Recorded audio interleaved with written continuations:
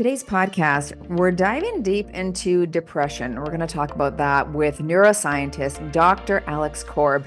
I'm looking forward to this conversation because even though I don't feel like I have suffered with depressive symptoms, I have had people in my life, in my world, in close proximity who have struggled with depression, and it impacts the rest of the family. It just does. And so a few weeks ago, actually, my sister, who's a counselor, said, let me share some excerpts from this book that I'm reading called The Upward Spiral. So she did, and I'm like, oh my goodness, that sounds really good and easy to understand. I think that would be excellent to have him on the podcast. So I reached out and he said yes.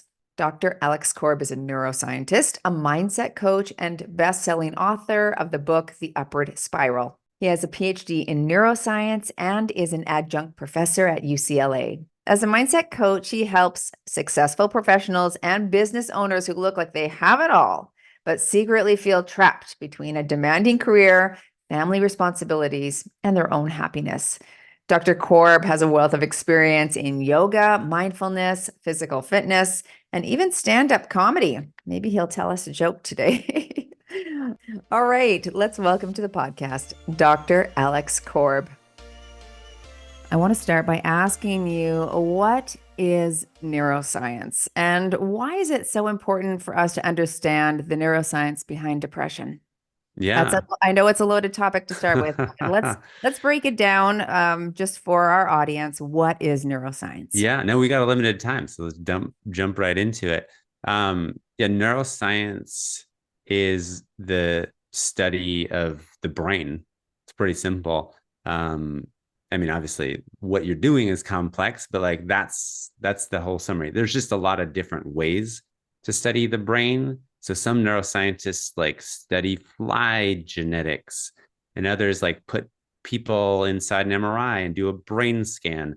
There are all those different ways of trying to understand how the brain works and like the nervous system works. And that's in contrast to like neurology or like a neurosurgeon who's like, you know, digging in there with their tools, like going to medical school. Like I have a PhD because I was trying to understand like, well, how does this work? And how does like what's going on in your brain affect your mood and your stress levels and your sense of connection and joy? And what are the things that you can do to actually change the activity and chemistry of your brain to get more of that good stuff? Mm-hmm. So you say that's really important to understand the neuroscience behind depression. So maybe let's backtrack for a moment there Oh and yeah. Well, I feel like and say, I skipped over that part yeah, of the question or because even, that. yeah, I was going to say even also explain what depression is and then how neuroscience impacts Oh yeah. yeah. Depression is defined in a few different ways. A lot of people focus on the medical diagnosis Yeah. when we mean depression. Like, oh, if you have major depressive disorder, then you have these diagnostic criteria of you have a low mood and you have sleep disturbances and you feel guilt and feeling like life isn't worth living. And if you have a certain number of these symptoms for more than 2 weeks, then you can meet the diagnostic criteria. We also use depression like colloquially, just like feeling down, Mm-hmm. feeling depressed. And it's important to realize like, oh, those are sort of two different things. But I find one of the problems with the sort of diagnostic criteria, I mean, I include them in my book just because it's helpful to understand that like the the concept of depression is more complex than just like feeling sad all the time. In fact, like a lot of people with depression like don't feel sad. They feel like an emptiness where emotions kind of should be. And so a lot of people, I think, don't even realize they have depression because they're like, oh, I'm not like sad. Or even they think the only people who are depressed are people who have like, terrible lives. Mm-hmm. And that's not true at all. Like you can No. have a great life and a great family and a great career and yet there's this disconnect where you don't get to like enjoy it or feel calm and present in it. It's important sometimes to recognize that there's complexity, because sometimes, yeah, you need to go see a doctor. But one of the reasons why I like to think about the neuroscience is that the brain doesn't make these like black or white distinctions. Because sometimes people think like, oh, I don't technically meet all the requirements for a diagnosis. So, oh, great, I'm fine. I don't need to change anything. Or people are like, oh, I meet all these requirements for depression. There's something wrong with me. I'm broken. The doctor needs to fix me. And neither of those are an accurate picture of what's going on. And it's helpful to recognize that, like, oh, the choices you're making and the mindset that you have and the activities that you're engaging in and the life that you're living and even your genetics, like these can all contribute to how your brain processes stress and anxiety and connection. And based on a few different things, oh, your brain can get stuck in this pattern of activity and reactivity that's really hard to break out of. And it kind of is very stable. And that, I think, is a more helpful way of thinking about depression. There's not something wrong with you. Your brain is just sort of stuck in this pattern. I thought it was really helpful. I heard you say this on a podcast. I thought it was very helpful to understand, yes, what can cause depression. And I think sometimes we think we're to blame, like it's our fault. Mm-hmm. We've done something wrong. Instead of understanding perhaps where it's come from and why it's there. You talked about there being a number of factors that can contribute to depression. I'd love for you to speak to these. Go ahead. Yeah. Yeah. No, I mean, I think that probably is one of the most powerful aspects of understanding the neuroscience, is that I went to get a PhD because I was like, well, there's got to be something we can Mhm. measure about the brain that Mhm. says like, oh, well, this part of your brain is, broken or isn't working right. And then further to figure out like, oh, well, you need to take medication. Oh, but you just, need to snap out of it. And like, there's got to be something you can measure about the brain. And it turns out that my initial thinking was wrong. It's Mhm. not helpful to think of something being broken about the brain. It certainly feels that way when you're depressed. And unfortunately, the way a lot of doctors talk about it, they inadvertently reinforce that idea because they're like, oh, you're broken. You can't just, do anything to fix it. You need medication. And like, medication is really helpful, but it's not like the entire solution for everything for everyone. And so one of the studies that I came across that I found most helpful was recognizing if you tell people a couple key facts about depression, it can be really helpful. And the Mhm. first is that depression is a biological issue. It's not something wrong with you or some moral failing. It has to do with your neurobiology. Mhm. And that in itself is helpful because you're like, stop blaming yourself for having it. There's one other step that's also important, because if you just stop there, people are like, oh, it's my biology. And then they kind of throw their hands up and they're like, well, I can't do anything about Yeah. that. So, Not my fault. Yeah. exactly. And they're sort of stuck. And that's where it's helpful to realize the next piece, that your biology, your brain biology, its chemistry, its activity is malleable and can be reshaped. It can be reprogrammed. And some of the ways to do that are stuff you can't do on your own, like therapy or medication, and those can be helpful. But a lot of the things you can do on your own. I'm happy to get into that. But to get more at your question of what are the factors that create it, is like, well, some of the reasons that your brain gets stuck in this pattern has to do with stuff that's outside of your control, like your genetics or your early childhood experiences, or whatever habits you've fallen into over the last 20 years. Like, you can't go back in time and change that. but they are contributing to the situation you're in right now. But sometimes the things that you're doing or thinking right now are also contributing to the problem, like Hmm. sometimes being too hard on yourself or focusing too much on things that are outside of your control. This is not to say that it's your fault that you got stuck in depression, but you do have tools to start to change that pattern and break out of that cycle and reverse the course of depression. And that's why I call it the upward spiral. When I listened to you on multiple podcasts just leading up to this, I had a sense your approach feels so empathetic to me. It really comes across as genuine and caring for those who have depression and in a scientific way. I don't know how you do it because, like, when you think that you're a neuroscientist and then you come at the approach with empathy, I feel it. And I feel like this approach is just so lovely.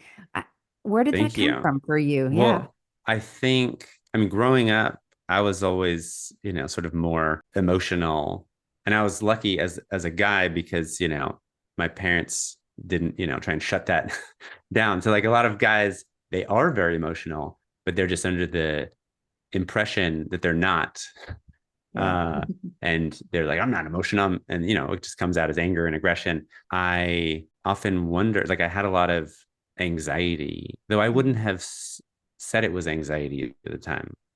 I just, like got a lot of stomach aches when I was like going on a roller coaster or, getting ready to take the SATs or something. And it took me a while to realize, like, oh, like your body can experience anxiety even if you're not like consciously aware of it. And that's where learning about the neuroscience was helpful to realize, like, oh, different parts of the brain are contributing in different ways.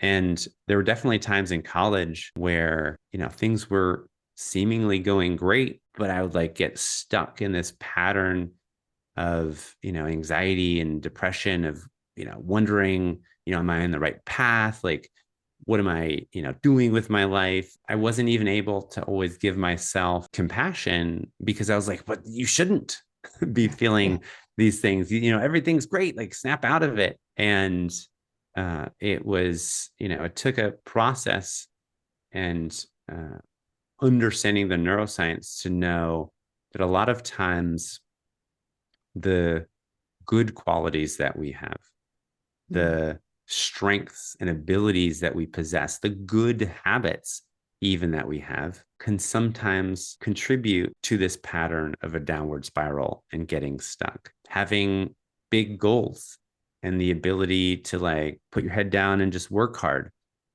those are great habits to have, but there's no habit that's always good all the time. Sometimes you need to know, oh, when should I give up because this is too difficult for me? Or when should I, quote unquote, give up because it's not actually important to me and I'd rather go in a different direction? But if you've been trained in the habit of like, no, you should never give up, then you keep trying to go in one direction and your emotional circuits are like, hey, buddy, like, slow it down or stop. We got to do this a different way. And you're like, no, emotions, like, stop getting in my way. I'm trying to accomplish these big goals and whatever. Like, and we can experience our emotions as an obstacle. Oh. And I definitely felt that way for a long time. But the more that I learned about the neuroscience and how all these different factors interact, the more I started to realize, like, oh, like, yeah, your emotions sometimes get in the way, but that doesn't mean they're bad or they're a problem. They're trying to tell you about important information. You're just interpreting them the wrong way or an unhelpful way. And you can't even be happy or feel connected or joyful without your emotions. So, like, obviously, your emotions have to be a part of that. They're not an obstacle they're a tool. You just need to understand what messages they're trying to tell you and how to use them better. It sounds a lot like internal family systems, Dr. Richard Schwartz. So he So talks a about, student just mentioned that to me okay, yesterday. okay. That's When you said compassion, I mean, this is why I love it because your depressive part, your depressive side is a part, and sometimes she can serve you quite well, right? And she has in the past. She's protected you, she's been there for you. And but sometimes it gets in the way of life and of moving forward and of progress and of mental health. And so, but it's looking at that part and having compassion for the part, to welcoming the yeah. part, right? Yeah. And a lot of times, like a lot of my clients are high achieving, successful women who feel pulled in so many different directions. They feel trapped between like wanting to have career success and their family harmony and also their own happiness. And what I've noticed is that there's really three main good qualities that like contribute to that feeling of being stuck. And it's not just in women, but it's most common in like ambitious women and like um, emotionally perceptive men, which I would include myself in that category. But the reason why it's those kinds of people is it's because people with brains that are analytical and achievement oriented and empathic get stuck in particular ways because like those are all very good qualities, but sometimes they can pull you in different directions. And I like to sort of think of it like, if you're driving a Ferrari, the very qualities that make it like a super expensive high performing vehicle also sometimes create problems. Like, oh my God, it's got a big engine, but like, ooh, it gets terrible gas mileage. Uh, and like, it's got a really sensitive um, gas pedal and steering wheel. So you can be like, oh my God, I'm going to crash. Like, what's wrong with this car? Just wish I had, a 2017 like Toyota Camry. Like, why do I have this? And like, there's so many people, particularly a lot of ambitious women who have a brain that's this like high performing machine, but and that includes a lot of their emotions that make them more motivated, that make them more sensitive to the people around them. And those are wonderful qualities. Except, if everyone at your job is telling you to, stop being so sensitive, or, you think that your own emotions are the problem, or you're not showing enough compassion to yourself, and so you're not accepting your own limitations, and therefore you're adding to the pile, then these very positive qualities can create this unfortunate downward spiral. And I feel like I experienced that, and I think that's one of the reasons why I do have so much empathy, Mm. uh, because I've been there and I was like, well, what? This shouldn't be a problem. And the other is actually probably from the neuroscience of recognizing like when when is compassion helpful and for what? Because I used to think, and I think a lot of successful people think this, that like self-compassion is kind of a equivalent to like lowering your standards. Mm. And people who are achievement oriented are like, but I don't want to lower my standards. I don't want to lower my standards for what I can accomplish at work. I don't want to lower my standards for my relationship. I don't want to lower my standards for, being a parent. And then we feel pulled in 1,000 different directions. And one of the things that the research showed me is that there's nothing wrong with having high standards. Having high standards is part of the reason why you're so successful in the first place. But when you have high standards and high levels of self-criticism, that creates the problem. But you don't need to lower your standards at all. You just need to recognize like, oh, but if I don't meet my standards, is it helpful to get mad at myself and criticize myself and yell at myself or not? In some situations, it is helpful to get mad at yourself. That's why you do it, Mm-hmm. because it's a habit that got trained into your brain earlier in life when your challenges weren't as big, your limits, weren't as much or whatever. And so you didn't quite meet your standards. And so you got really mad at yourself, and that helped you succeed and it helped you get where you want.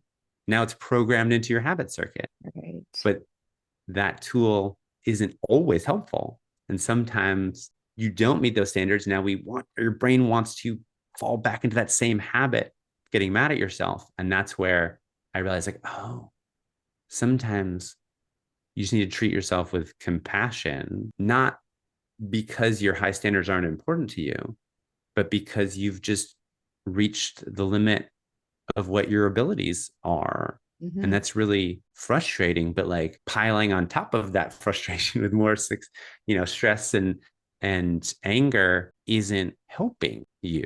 That's one of the things that helped me treat myself with more compassion, which actually helped me perform better.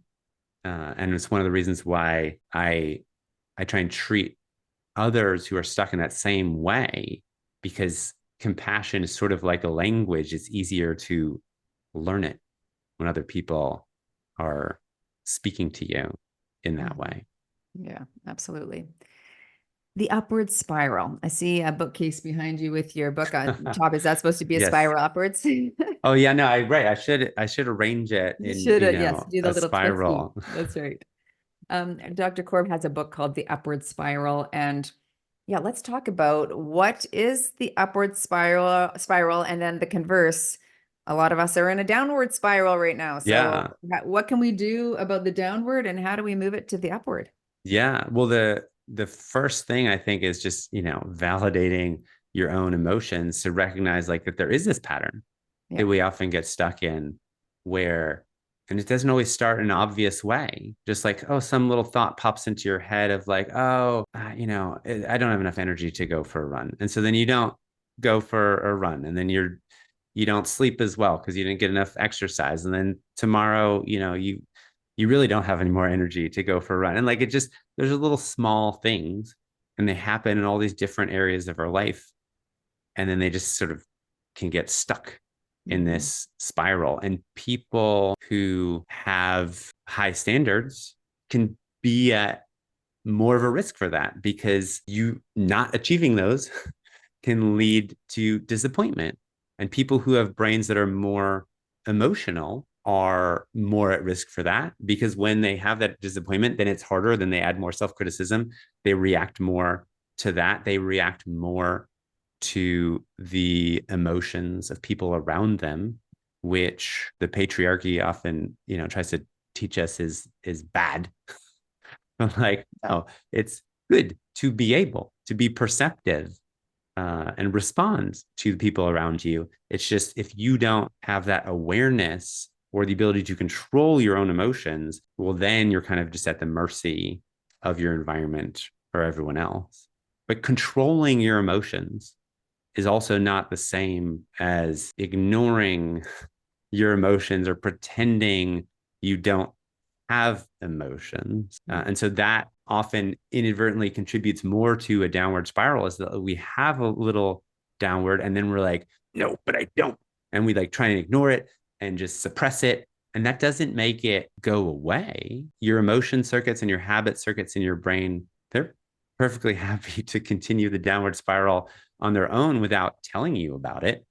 And you just end up be like, why am I yelling at my kids so much? Or like, why don't I have any energy? Or like, why don't I feel happy anymore? It's like, oh, because you were trying to ignore all the signs and the emotions that were telling you about that. The upward spiral is just about using little changes to take advantage of these same dynamics of the brain, because downward spirals happen because the negative thought that pops into your head or the stressful event that happens to you, this changes the activity and chemistry of your brain and can push you into a worse mood, which makes you make worse choices and so on. But like those dynamics, once we understand them, we can use them in the other direction. So I can use small little tweaks like physical, like sometimes just taking a deep breath. That doesn't solve everything. Is often the people who are telling us to breathe deeply are often, yoga practitioners or gurus. And like some people really like that approach. And I sort of found it like, oh, okay, but really like learning the neuroscience was helpful because it's like, oh, this actually changes the reactivity of your brain's emotional circuit and reduces the fight or flight stress response. Mm-hmm. It's not going to solve everything. That's where I was stuck. I was like, well, what's the point of taking a deep breath? Like, that's not going to solve this problem or whatever. It's like, okay, yeah, correct. But focusing on everything that it's not going to solve, well, that's a mental habit that I'm stuck in that is also contributing to my downward spiral. So I was like, oh, well, if I just acknowledge, like, oh, yeah, this feeling kind of down or disappointed, even that ability to label Yeah. the emotion that you're experiencing in a non-judgmental way activates the analytical part of your brain, the prefrontal cortex, in a way that automatically reduces your amygdala's emotional reactivity. So if you can just label the emotion and validate your experience, maybe then, okay, this is where I am. Let me just take a deep breath. That's not going to solve everything, but it's a heck of a lot better than like ignoring it and adding more to the self-criticism and just letting that downward spiral go. So I can sort of level it out. And from there, I can choose to make a more positive path forward. Whatever you feel most compelled to do in that moment, like, oh, I want to just give up. I want to scroll on my phone. I want to yell at my kids, whatever. Well, that you feel that way because that's what's currently programmed into your habit circuit. And that's what your brain wants to automatically do and pull you into. And so you can be pretty sure that whatever you feel automatically compelled to do isn't the answer. Yeah. Because if it was the answer, then you would have solved the problem. So, Right. like, but it makes it feel really compelling because, like, no, but you have to, do this. You realize, like, oh, thank you, brain. Yeah, for Mm-hmm. trying to protect me or for trying Mm-hmm. to do what's familiar. I don't need to get mad at myself for having these habits that have helped me in so many ways. I just need to recognize, like, oh, but that's not helpful, like right at this moment. Mm-hmm. So often all you need to do is anything other than the thing that you feel compelled to automatically do. And that the reason why I phrase it that way is because it's not like there's a protocol you have to follow and a list of things you have to do. It's more like, oh, there's a menu of options, of so many opportunities to create an upward spiral. You could take another deep breath. You could practice mindfulness. You could just do something enjoyable. You could read a book. You could connect with a friend. You could focus on what you appreciate. Like there's all these little things that sort of sound silly, but they actually change the activity and chemistry of your brain. And even if you can't do anything positive, just like doing something neutral. Like, you know what? I'm just going to go wash a couple dishes before before I melt down. Like, okay, that is a heck of a lot better than just continuing to spiral downward. And any little thing that you can do to just sort of keep the downward spiral from progressing is a step in the right direction. You don't need to solve it all at once because each of those little steps that you take, the breath, like validating your emotions, making another positive choice, that starts to change the activity and chemistry of the brain circuits that are creating the stress and anxiety in the first place. And the more that you practice that over time, the more it can be wired into there and start to become automatic. I love all the tools in the toolkit. That was an excellent breakdown of, yes, how to drip these little tools in. And I think this is why I like your approach to understanding the neuroscience, because in the moment you could say,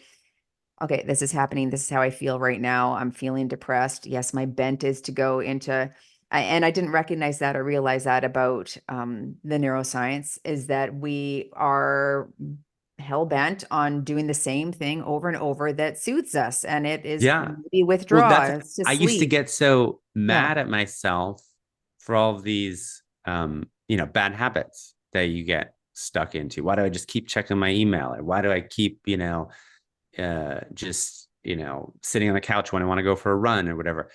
This is where the neuroscience was helpful, is to realize like different parts of your brain want different things. And one part is the habit part. And it doesn't care what your goals are or the long-term future.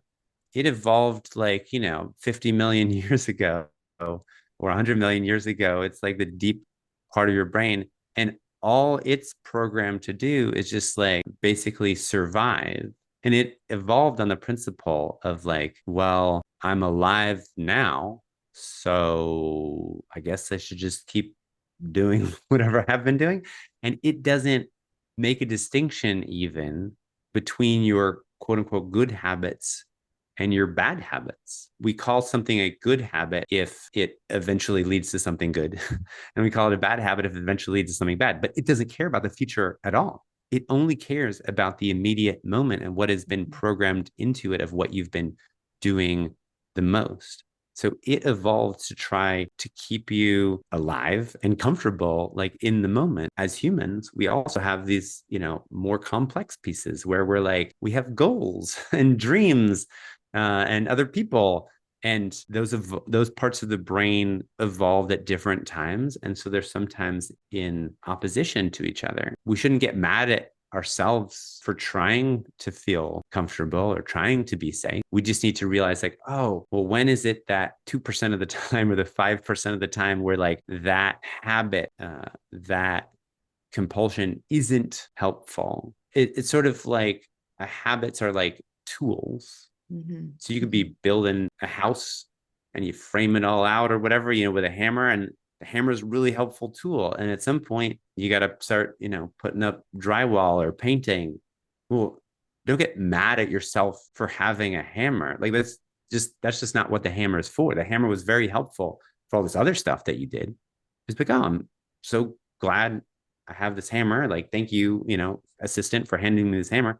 Not helpful right now. I'm just gonna put it back in my tool belt and find the right tool. Mm-hmm. Um, and that's obviously easier said than done, but recognizing like, oh, like even your bad habits help you. So don't get too mad at yourself for having them. In fact, even getting mad at yourself is a habit that helps you. It just helps you really briefly feel more in control of a Yeah. situation and doesn't really help you in the long term. Sort of the same thing like having, a cocktail. It just sort of takes the edge off, helps you feel more in control, doesn't really solve your problems in the long term and can eventually create more problems. If what you need right now is to just take a moment and like feel calm and say, okay, that's what you need. That's okay. At some point, you may need to make another choice, but don't get mad at yourself for wanting to feel safe or calm. Yeah, those habits are welcome, and we can still grow as humans, right? We can still make different Yeah. choices. I just want to reiterate for the listeners here some of those evidence-based tools that can help create that upward spiral. So, Dr. Korb said exercise, sleep, mindfulness, meditation, making a decision, gratitude, social connection, touch, physical contact, and then naming those emotions. Did I miss anything there? Oh, yeah. No, those are all great suggestions from the book. And like simple things like sunlight, Yeah. like walking outside and getting some sun. It's not going to solve all of your problems, but sunlight has been shown to produce endorphin, and that helps us reduce pain, and it modulates our brain's internal clock, making it easier to fall asleep at night and get better sleep. The only problem I have with like listing all of the things out, sometimes people are like, oh my God, okay, now I have to get Gotta some do it sunlight. Now I all. have to do this. Yeah. And like, these aren't more items that you have to do Yeah. on your to-do list. Like, you tell me what it is that's important to you Mm. and what's getting in the way. Oh, and then you have so many options. You're like, well, I don't have time to exercise. Okay. Well, then don't exercise. Just, focus on what you do have time to do, or just take some slow breaths. So, like, the more that your brain is going to want to focus on all of the important stuff that is out of your control, because that is what the emotion circuit is programmed to do. And you're like, oh, thank you for reminding me of all this important stuff that I can't do. I'm going to shift my focus to all the important stuff that I can do. So I don't have time to go for a 45-minute run. Oh, but I can just, walk up and down the stairs for 2 minutes. And that's better than doing nothing. So you want to focus on like the little changes that you can make, because those are so much more powerful than these big, huge plans that you can't actually do. Yeah, and positive. In midlife, we are losing estrogen basically at menopause. It's gone out the window. Yeah. And we're also experiencing other events in our lives. A lot of us might have adult children who have moved away, empty nest syndrome, maybe a change in career or in relationship status. And I'm wondering if you see an increase in depression or depressive symptoms around that time specifically. And if Yeah. so, what's No. your guidance and coaching on that? Yeah, definitely. There are multiple factors that are contributing to that increase. Sort of, as you pointed out, some of it is hormonal. And, even a lot of guys are worrying about like losing testosterone, but like your hormones are a real thing and they are affecting your brain's emotional circuit. The one problem I have when sometimes people are thinking about hormones is then thinking about like, oh, well, that's the entire cause of it.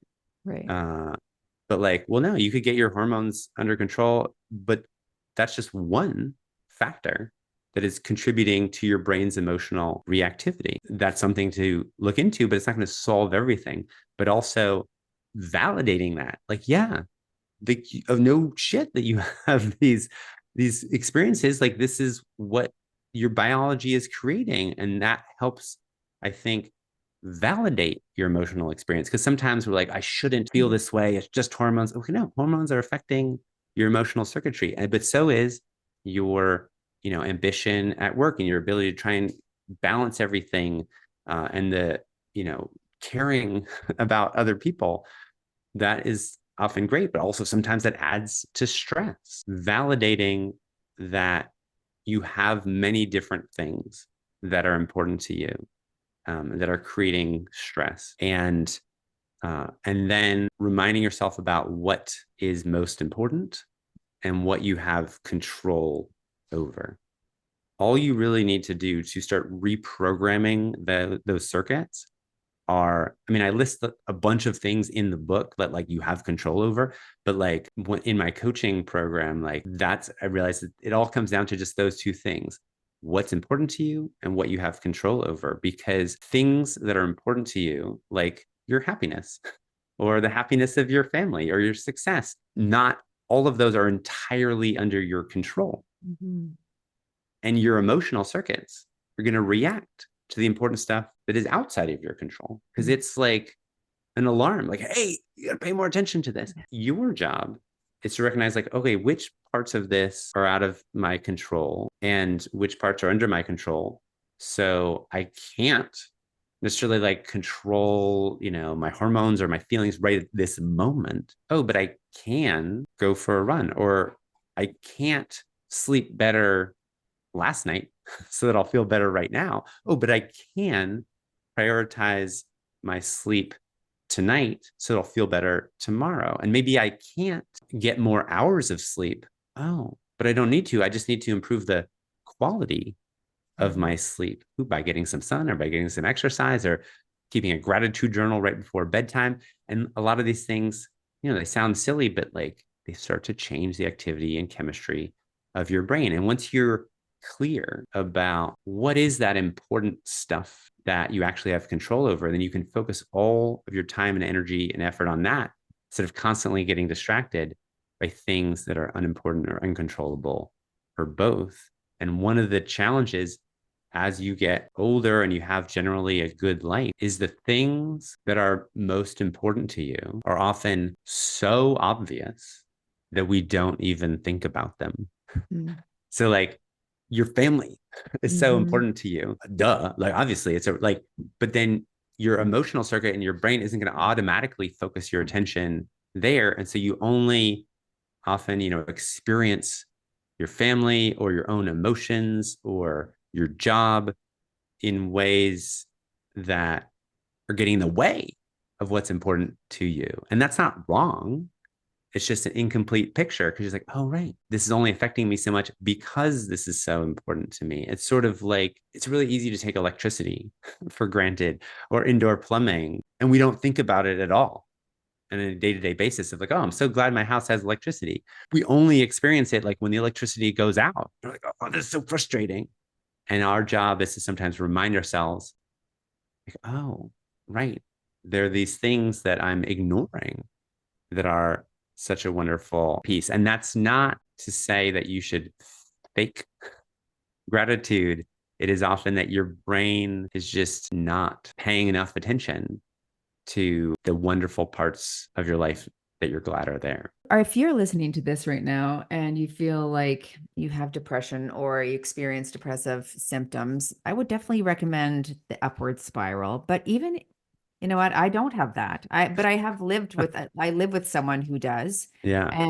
But even for my own movement forward, I think the concepts in here are really relevant, not just if you have clinical depression. Yeah. Like it's very much about, um, yes, that positive growth upward as a woman, as a man. And I thought it was really good. I love this concept and I love your approach about looking at the neuroscience and then really bringing in that empathy piece for ourselves, but then gently moving ourselves and not allowing ourselves to stay stuck Right. in what is normal for us and what is familiar, but really allowing our targets for a better life to draw us toward the upward Yeah. spiral. That's what I got out of it anyway. Well, I'm glad it resonated with you so much. And actually, when I was writing it, because like, yeah, I've maybe experienced like depression at times and I've had some anxiety. I've never been diagnosed with it. And that's also like the neuroscience was helping me realize, like, well, who cares? Like, whether you're diagnosed or not, like, it doesn't matter whether you reach this diagnosis, like, what it doesn't matter what you call it in a sense. Like, is there stuff that you can do? If you can't do anything because you're totally stuck or struggling or overwhelmed, like that's okay. Then go seek professional help. But a lot Mhm. of people are stuck because you're like, but I don't know if I technically have it. So, and I wouldn't want to go and then it doesn't matter. Like if there's stuff that you can do on your own, awesome. Do that. Yeah. And I wanted to write the book to help illustrate to people like, hey, there's so much stuff that you can do on your own. And if you can't do stuff on your own, hey, that's okay too, because there's all of these other ways to get professional help. We just need to stop thinking of it in black or white. And so I wrote the book for everyone because this is really just about how your brain gets stuck in downward spirals and what are the things that you can do Mhm. to feel happier and more connected and more joyful and more focused and be a better parent, a better leader, um, and the best version of yourself. The publisher was like, no, we got to be more targeted and like, let's focus on depression. And that was my dissertation was on. But because there's nothing, quote unquote, wrong or broken about the brain and depression, these are just the tools that work on the human brain to Yeah. create an upward spiral. Yeah, and within the book, just for those who are listening here, he does talk about cognitive behavioral therapy and SSRIs as part of a treatment plan as well. But today we just wanted to talk about the habit concept. So you do go into depth about different treatment. Well, yeah, Yeah. because I think I wanted to create a holistic picture. And I think a lot Mhm. of times people, when they hear the brain and depression, they're like, okay, Yeah, they just go there, medication. right? Just like, Right. yeah, And so some people are like, well, I don't want medication. It's okay. Medication is just one way yeah. to change the activity and chemistry of the brain. There are way more ways that you can do on your own. If you can't do any of them on your own because you're too depressed, that's okay. Well, then you could try medication. But Mhm. like for while you're trying to figure out, do I need medication? Do I need to go to therapy or not? Well, just start making some of these changes. And maybe the answer will be, oh, no, you solved it all on your own. Or, oh, well, I made it better, but like I still have other problems. But the more that we think of it as a black or white, a binary thing, you're depressed and you can't do anything about it, or you're not technically depressed, so therefore you're perfectly fine. We want to see it more as a continuum and understand, like, well, what is it that I actually have control over? And if people, I know, not everyone's going to read a whole book. I created a brief, just sort of 5-step PDF that I'm happy to share with your audience, to sort of like, when you're stuck in that overthinking and you're starting to get into that downward spiral, just like a simple 5-step process to try to break out of that. And one of the first steps that I talk about is just acknowledging and validating your own emotions, because it's so much easier to intervene in the downward spiral when you see it like right when you first start to slip. You're like, oh, I'm starting to slip. Okay, let me recorrect, as opposed to ignoring that emotions, and then all of these habits and emotions just get pushed to the background and they keep us stuck. There are a lot of simple things that you can do. We'll definitely get the link from him for that. I'll put that in the show notes below, as well as the link for the book. And where can people follow you on social media? Yeah, at Alex Korb Ph.D. All right, folks, thanks so much for joining. Thank you for being my guest today. I really appreciate your insight, and it was very, very helpful. I'll make sure, like I said, to link everything in the show notes below, so check that out. Thanks again, and now go move daily in your fitness, wellness, and nutrition, and we'll see you all in the next Move Daily Talks.